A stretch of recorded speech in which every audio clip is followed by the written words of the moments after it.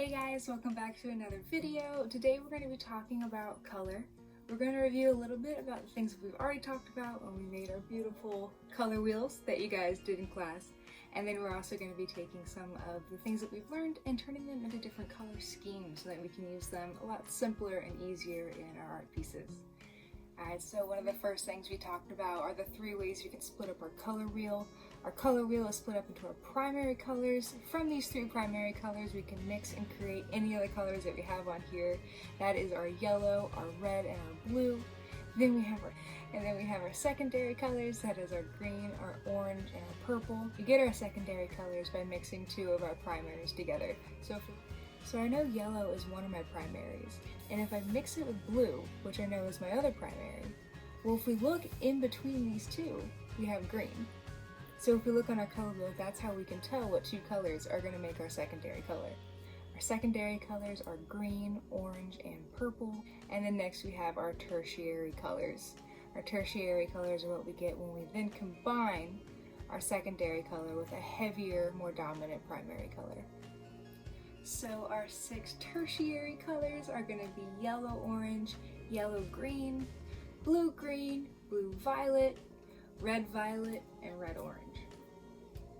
So another thing we talked about, just some quick vocabulary words for you, are hue. A hue is just going to be the word that we use to describe the color. So red, orange, purple, that's all the hue. Now the saturation of the hue is going to be how bright and how prominent that color is. But if it's a little bit more dulled out, that means the saturation is low. The higher the saturation, the brighter and the more vibrant the color is. Now for value is our relative lightness to darkness.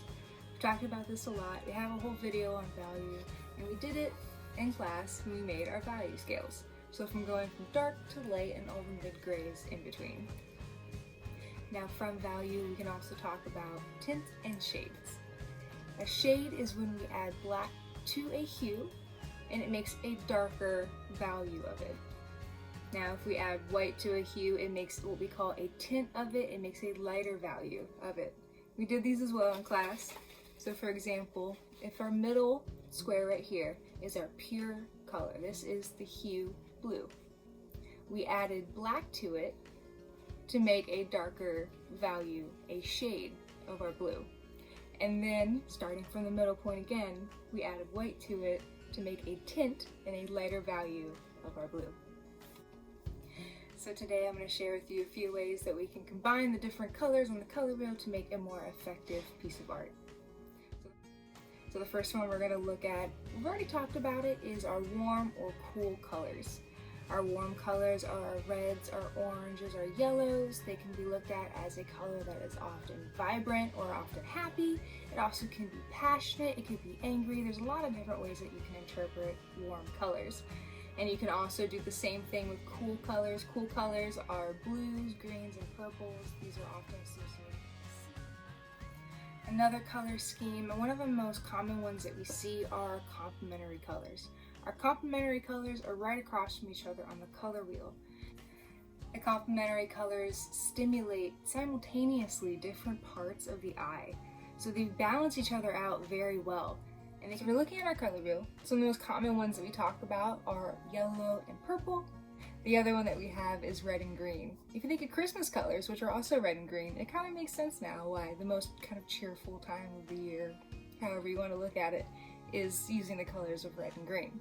And the other complementary colors that we have are our orange and our blue. Now, I'm not much of a football person, but in Florida, knowing the Gator colors is, not too hard to remember. So that's how I usually can remember orange and blue, Gator colors. Gator colors, Christmas colors, and then I really like yellow and purple for flower colors, if that helps you remember them at all. I used purple and yellow, and I also wanted to show a little bit more of saturation. So in the middle portion where we see the brightest purple and yellow, that actually is going to be the highest saturation, and as I made my way out to the ends, I desaturated the color so it has more of that dull graying effect, if you had any confusion of what saturation looked like. So we know that complementary is two colors on opposite sides of the color wheel from each other. Well, split complementary is actually 3 colors. You start with your base color, So let's start with blue. Now we know from our Gators analogy, whatever you want to call it, that our complementary color to blue across the color wheel is going to be orange. So a split complementary, you're going to start with blue, but instead of using orange as your complement, you're actually going to use the two colors on either side of it. So you're actually going to use your red-orange and your yellow-orange. So you'd usually use this in the way that you'd use your base color as the strong dominant one and the other two split complements as something to more accent it. I played around a lot with transparencies here and made sure that even if I turn the transparency down on the yellow, you still were going to see some of that blue coming through. Now next we have monochromatic. Now we talked a little bit about value and tints and shades. This is a very similar concept. We're taking one color and we're creating an entire piece just with that one color. But how do we still make it look like it still has depth to it? Well, we use the tints and the shades of that color. So I did that here with my monochromatic design by taking the lighter shades of purple and creating an effect where it looks like it's a little bit lighter on the outside rather than on the inside where it's a little bit darker. We can create a similar effect when we use an analogous color scheme. Analogous color scheme is 2 to 4 colors that are next to each other on the color wheel.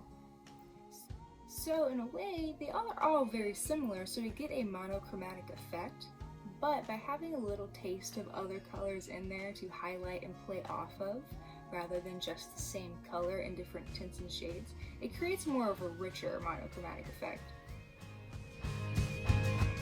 Now our last color scheme is going to be the triadic color scheme. The triadic color scheme are colors that are equally placed along the color wheel from each other. So the two most commonly used ones are our primary and our secondary. They are all equally 3 spaced apart, and that's another color scheme to create a very equally balanced piece of work that are all just going to work together very well. Hopefully that was enough for you to kind of dip your toes into some color schemes. What I'd like you to do is, if you have a piece of paper, anything just lying around that you can draw with, try doing your own line drawing, kind of like the exercises I was doing in this video. Try doing your own line drawing and picking one of these color schemes and color it in just like that. I would encourage you to do something other than warm or cool. We've done that a lot in class, so try doing a split complementary or an analogous color scheme and see how it works out. See if you like it a little bit better, having some sort of more confined and simple way to look at the colors instead of feeling so overwhelmed thinking you have to use all of them.